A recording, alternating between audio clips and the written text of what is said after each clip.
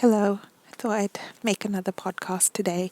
I just had my dinner and I was watching an episode of Lucifer. It's one of my favorite shows. I'm on the last season on Netflix and it just gets better and better, and there's another season coming. Not for kids though. It's strictly for adults only because of the nature of the program. But yeah, it's one of my favorite shows because it's about redemption, and it's about how, people can become better than they were and what other people expect them from. It's funny because the actor that plays Lucifer, his family is very religious and, very, very Christian. And, he was a bit worried about what they would say. And then he was like trying to explain it to them that it's not really about evil, it's actually about redemption, and it's about good actually triumphing over evil. So it's a really cool show, really interesting perspective, and I just love all the biblical references of angels and demons and the devil and stuff like that. It's just really, really interesting to me. I love all that stuff. Okay, so I'm just going to read a couple of pages, paraphrase, should I say, of a book that I'm reading at the moment called Children of the Matrix by David Icke. It's from 2000. I bought it in the year of 2000 when it was published, around the time when The Matrix came out, and I was totally obsessed with The Matrix. And so I just really liked the cover because it really caught my eye because it had that Matrix feel to it. So it's about David Icke's theory about how he believes that there is an interdimensional race that has controlled the world for thousands of years and still does. So, disclaimer, I don't know if I totally believe everything he says in the book or just generally, but he does have a lot of good information. So there's some things that I do think is true, but there's also untruth. So basically, anytime there's any information of this conspiracy, in the conspiracy arena, you have to be really careful and you have to use your discernment and your intuition, because there's a lot of truth, but there's a lot of untruth. So what these people do, I think the information is of mixed vibration, and I think they have to do that. I don't think anything is 100% truth.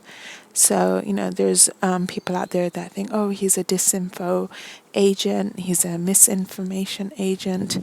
Who knows? I don't know either way, but any time anyone, gives any information, he even says it himself, he was like, you don't have to believe me.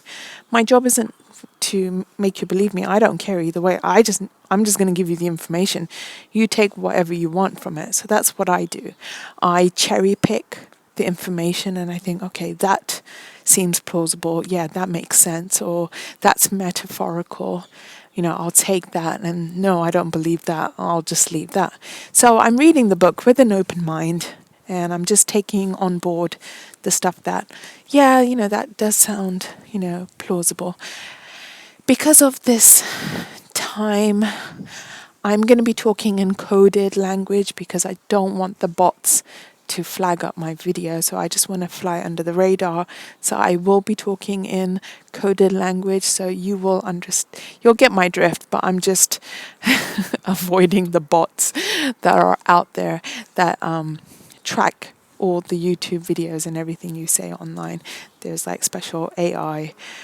I don't know how they do it, but they know what we're saying in the videos. And certain words, if you say it, your video gets, on their radar. So at the moment, I just want to fly under the radar.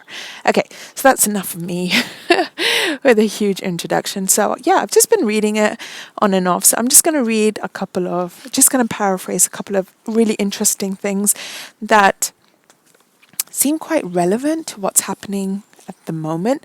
And to think that he wrote this book 20 23 years ago. No. Yeah, about 20 years ago. Yeah, he wrote this book 20 years ago, about 19 years ago. So, okay, so I'm just going to have a quick glance because when I read books, I highlight them. So I'm just going to put this on pause while I look for what I want to talk about.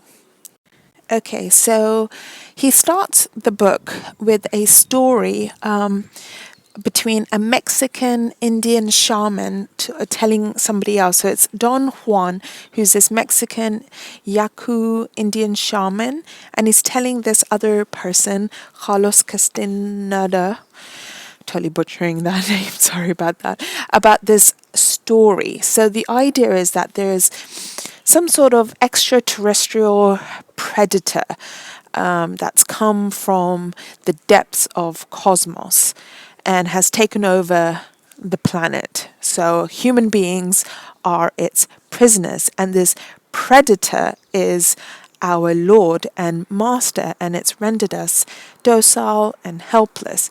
Okay, so he's not the only one that's come with this theory. There's quite a lot of people in the truth seekers arena and also in the spiritual new age arena that talk about this demiurge, this corrupt demiurge. You can think of it, I mean, maybe in a religious way, you can think of it as Satan, as the devil. Other people call it the demiurge. Other people say it's like this extraterrestrial, and they have these archons or demons. And what they're doing is, so they've come to our planet and they've taken over and they've turned our planet into like a prison planet. And what they do is they feed off our negative energy. So what they've done is created a false light versus dark fight. So when we fight with each other, like, dark versus false light, they then feed off all the negative energies like fear and anger and all these horrible, dark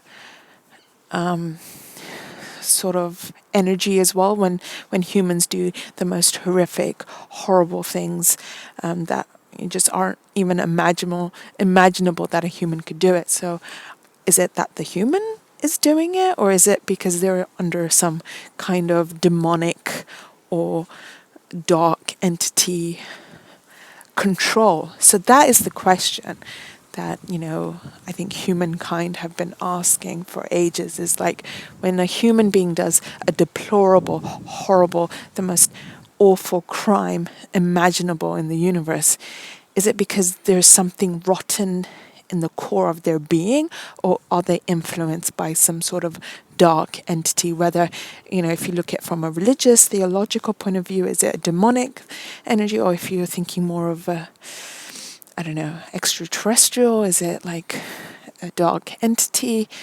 We don't know. So David Icke talks about this story, and so this shaman is telling this other guy that there is some sort of energetic sorcery that's happening, and that these extraterrestrials or whatever they are, or this predator, they've taken over, and because we are food for them, so our energy, our negative energy, is actually food that they feed on, because they are, so these entities, they are cut off from source. They are cut off from infinite divine God. So they can't access God anymore because they've cut off from them. So they now need to feed off on us, because they can't generate their own energy because they're not connected to infinite source, to, God. And so they pretty much are reliant on us for their sustenance. So they rear us as like you would rear, so we're like their food.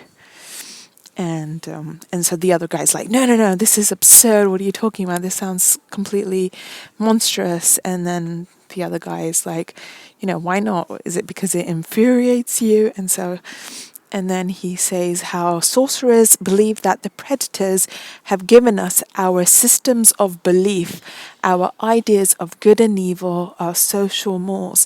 So, and then he talks about how it's the predators who make us complacent and egomaniacal and stuff like that. And so then the other guy's like, so how did they do it? What did they do? Do they whisper in our ears while we sleep? And then Don Juan, the Indian shaman, he's like, no, they don't do anything like that. They're infinitely more efficient and organized. And in order to keep us obedient and meek and weak, the predators engage themselves in a stupendous maneuver. And so they have these strategies set up, which David Icke gets into much more detail later on. I have talked about this book and this paragraph in a previous podcast, so if you have already listened to this, I apologize that I'm going over it again. So I'm just doing a quick review before I get to the other nitty-gritty stuff. So bear with me if you have already heard all of this stuff before.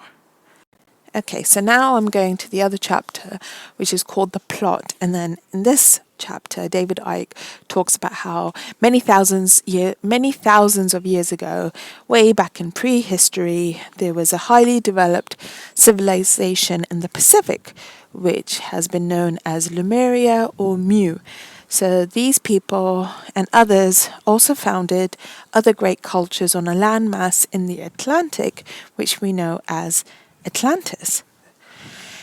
And the knowledge that created these advanced societies, the knowledge that built the fantastic and unexplainable ancient structures like the Great Pyramid. I've seen the pyramids of Giza and it just blew me away.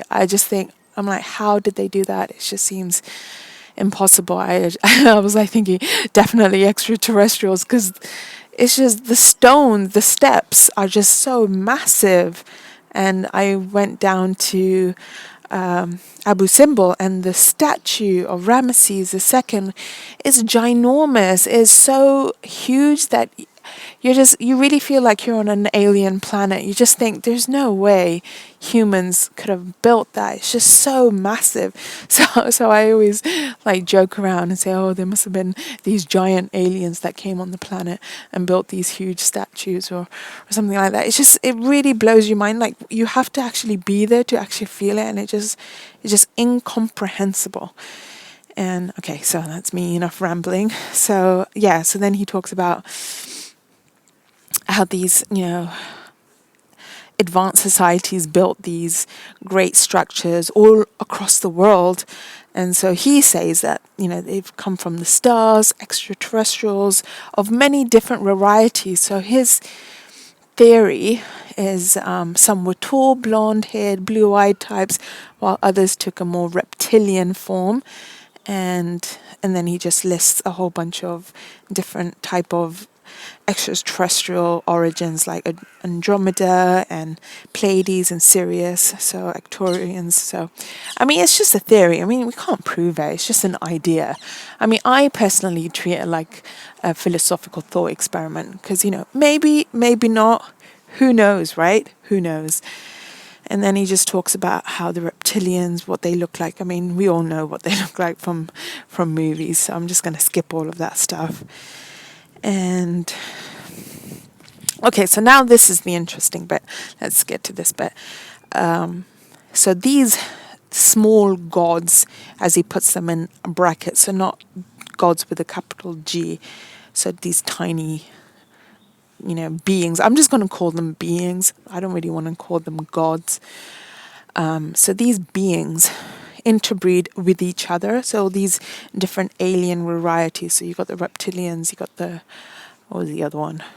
The blue-eyed one. So they've interbred with each other and the more primitive earth people. And these unions are recorded in endless ancient accounts. So these were the sons of God who interbred with the daughters of men to seed the hybrid race, the Nephilim. So that actually goes to the Bible. Oh, he actually mentions it. Yeah. So that's where I read it from. So the Nephilim, as described in the Old Testament book of Genesis. Oh my gosh. And this morning I was reading the book of Genesis. So I haven't got to that part. So that's going to be really interesting to get to. See how things just become really synchronistic, because this morning I was reading the book of Genesis and I was talking about it in my morning podcast, and now it's come here again. So, okay, so the most important interbreeding was between the reptilians and the blonde-haired, blue-eyed Nordic peoples, both of extraterrestrial origin, as an alliance was formed between these factions of these races. Okay, so then this union produced what has been called the Aryan or noble race, the master race of the Nazis. So that was Hitler's plan. He wanted to bring forth an Aryan race of blonde and blue eyes. And I always think it's really ironic because he himself was dark-haired and dark-eyed. So I don't know what was happening there with his mind. Okay. So this is really nice, just walking in the garden in the evening. It's really nice and cool now, and it's just gives me a little bit of fresh air and just walking around. And then I'm going to get back and watch another episode of Lucifer. So yeah, it's just really nice to just be outside, walk around in my garden. Earlier on, I saw a cat in my garden. I've never seen the cat before. It was a beautiful cat. It literally looked like an Egyptian cat. It was different shades of brown. So I had this dark brown and light brown, and it had the most bluish eyes ever. It was like its eyes were so blue, like light blue, and she was just sitting there, like really majestic, like literally like an Egyptian cat would be sitting, and just looking at me. And I was like, talking to her behind the patio door because I didn't want to go in the garden to scare her off. I was like, no, I want you to enjoy the garden. So that was really interesting. Sorry, it's like complete tangent. But yeah, it's just really interesting and fun to just discuss books with you guys while I'm reading it. So I kind of feel like I'm having a dialogue with you guys, even though it's one-sided and you're just listening to me. Okay, so where were we? So the union between the blonde-haired, blue-eyed Nordic peoples, and who are also extraterrestrial, and the reptilians, produced a race, a noble race called the Aryan race or master race of the Nazis. So this was a fusion of the Nordic and reptilian DNA, the genetic code that basically describes our physical characteristics. And then he talks about how these royal bloodlines, the reptilian Nordic hybrids that were placed in positions of ruling royal power in the thousands of years before known history. So we have known history. So they were already placed before known history. So that the kings and the queens in all the places like Egypt, Sumer, Indus Valley. So the ancient royal lines in these places, they had white skin and often blue eyes. Yet they were known as the dragon kings or serpent kings by those who knew their actual secret hybrid nature. So that's really interesting. So then he talks about how Lemuria was destroyed by this cataclysm that struck the earth maybe like 12,000 years ago. So that's a very long time ago. So then Atlantis went the same way in stages of the thousands of years that followed. And then you've got the universal stories of the Great Flood, which are related to this. And then Atlantis basically submerged, as they say. Okay, so he then talks about how Atlantis was...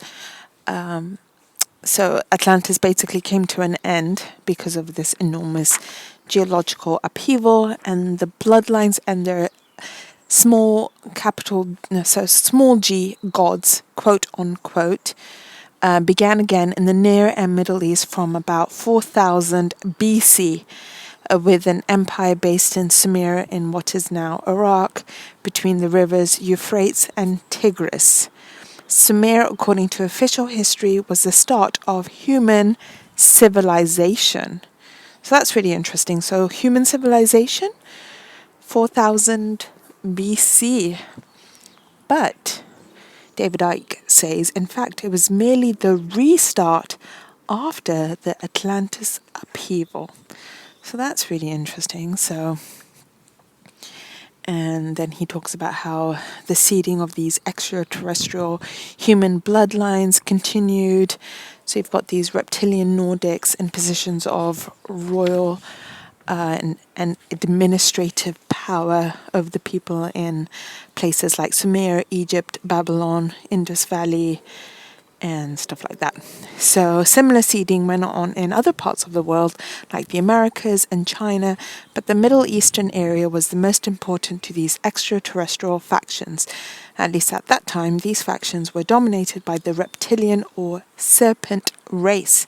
Okay, so basically David Icke's theory, I say it's a theory because, it's just an idea, we don't really know if this is true, is that there were these extraterrestrials that came to planet Earth, and they created these hybrids of two distinct alien races, the reptilians with the Nordics, to produce this Orion type bloodline, a mixed race.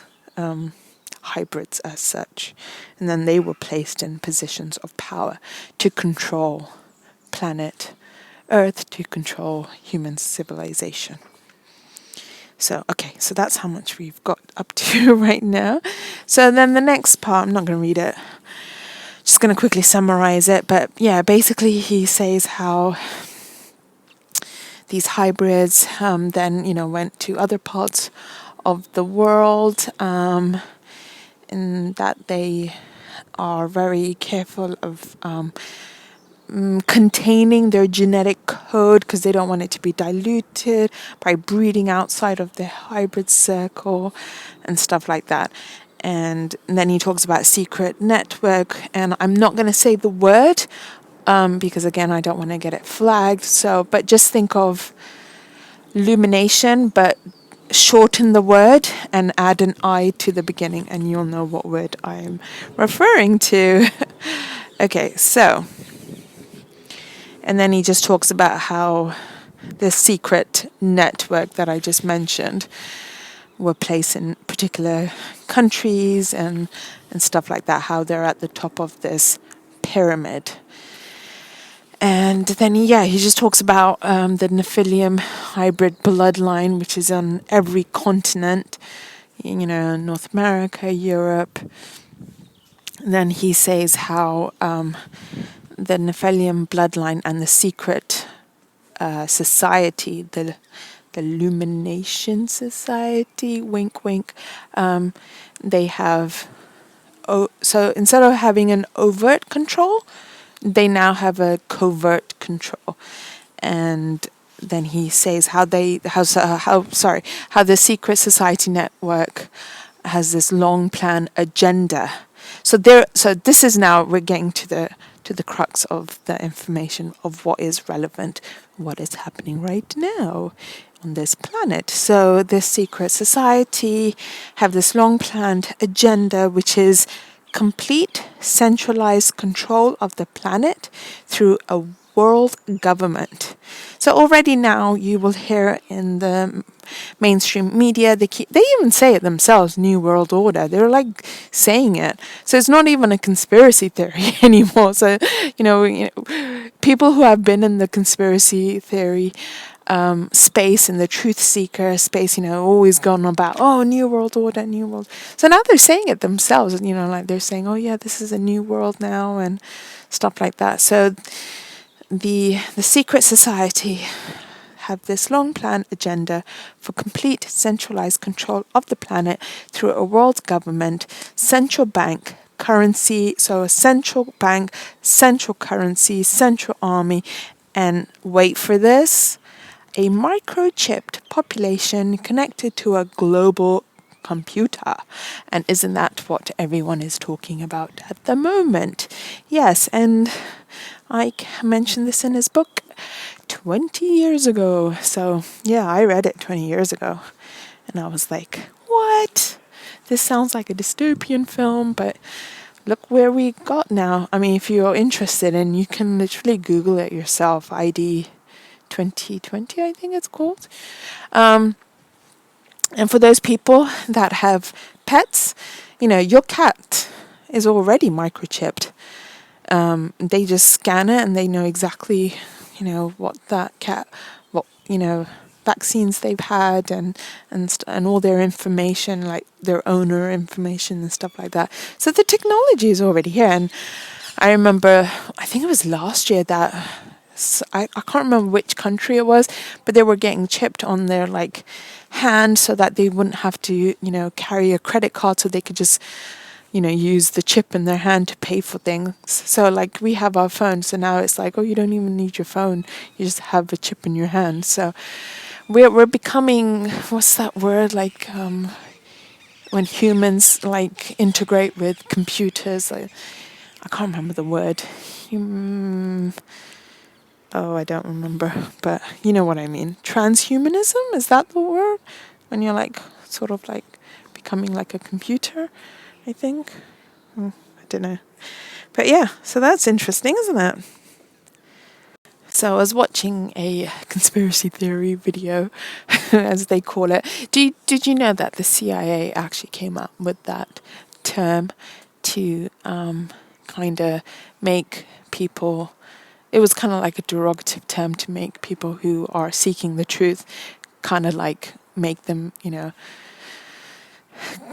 kind of oh yeah, those are crazy tinfoil people, the conspiracy theorists. But they're not. They're just people that are they're researching information that's not been given to them by the mainstream media, and they're, researching it themselves. I mean, the information is out there. If you're really determined and you really have a thirst for knowledge and you really want to find out what's happening, information is out there. You can find it. You can find it yourself, and you can figure it out what the agenda is. They don't particularly hide it. Part of their belief system, I want to say, is that they have to tell us what they're planning as part of their, I would say, I don't know, religion. Not religion, is part of their belief system. So whatever God, quote unquote, that they're serving, as in Satan, the devil, they have to disclose what they're going to do. It's part of the universal law of consent, so they have to do it. So that's why they tell us. That's why they warn us in films and TV shows and novels and books and things like that. So when it happens, it kind of already pre-programs us. So we're we've already seen it.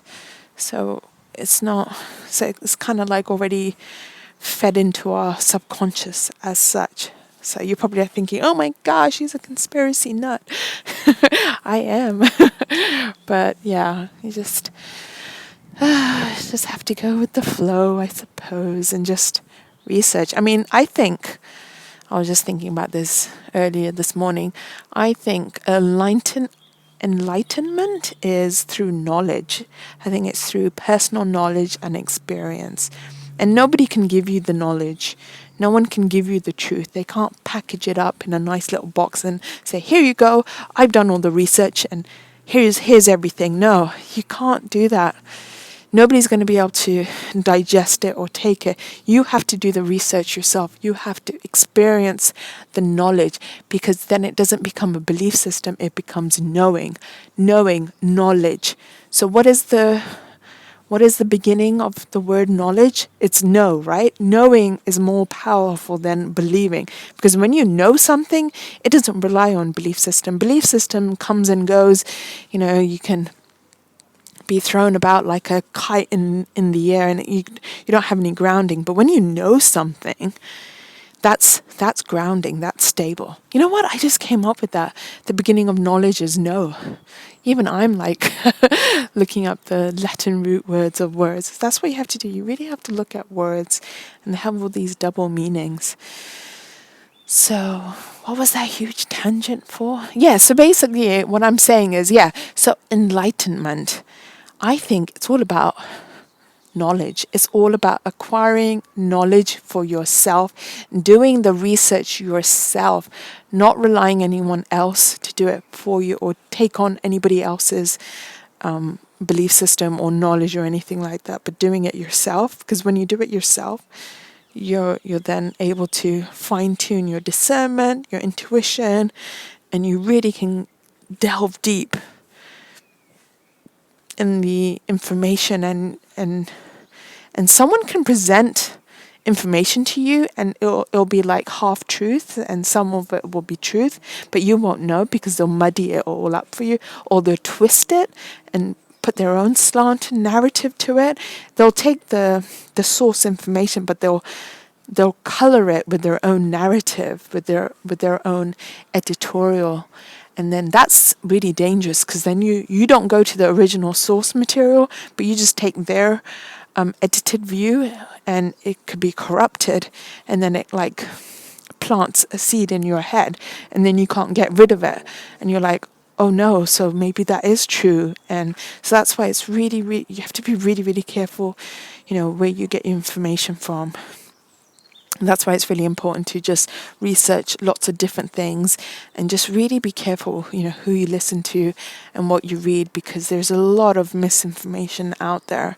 So my best advice would be don't believe anybody and just do your own research. You really have to do your own research and keep an open mind. But if anything sounds really off, I would say step away and, don't listen to it because it can almost be like, like in a computer where you get this computer virus and it infects your files and then you can't get rid of it. So information has that power as well, because once a bad seed is implanted into your subconscious with a crazy idea, it can be really hard to get rid of it. So I think that's how Satan or the devil, how he works, deception and truths and untruths. For those who are into theology and religion, I know there are people out there that don't believe in, the existence of Satan. But, I think, if there's a God, there is this other being, because how else do you explain the evil in the world? Because I can't explain it otherwise.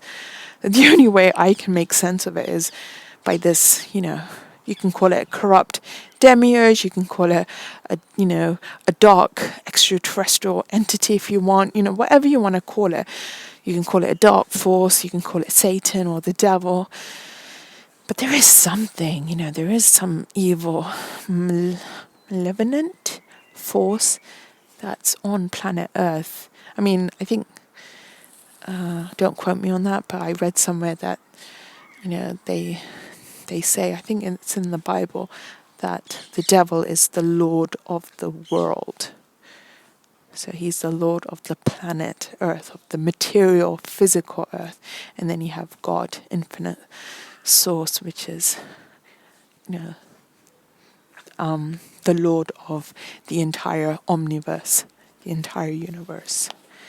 Okay, now I'm getting really theological. Sorry, I didn't mean to get all theological on you. So let's just get back to the book and then I'm just going to wrap up this podcast. Okay. So then he just ends this chapter saying that the bloodlines that controlled the world thousands and thousands of years ago, they're still doing it now. And then he says that we're being ruled by the same interbreeding tribe of extraterrestrial or inner terrestrial hybrids, the Nephilim. I think I'm saying it right, the Nephilim. I have heard it. I think it is mentioned in the Bible, so I'm looking forward to reading that. So for thousands of years, and we're now facing a crucial time in their unfolding agenda. So he wrote this book 20 years ago, and now we are seeing what he was warning about. So people have said, oh, the only reason he knows all this stuff is because he's an agent for them. I don't know if that's true or not. So you have to, take what he's saying. Use your discernment. Are there extraterrestrials? Who knows? It's an idea. I don't know if it's true or not, but it's an interesting idea. Philosophical thought experiment. So then he says, the time when we, the people, either bring this hidden dictatorship to an end or face a future very shortly in a global fascist state. So, yeah, interesting, eh? So I'm just going to end it there, and I'll probably come back to it in another podcast, and I'll discuss chapter 1. So I've highlighted the interesting bits, so just make it easier for me to discuss it. So then I just read like the highlighted bits. Oop, did I just drop my bookmark? Okay, so I'm just going to end my podcast there, and thank you so much for listening, and have a good day or evening whenever you listen to this. Thank you for your attention. It's much appreciated. Bye for now.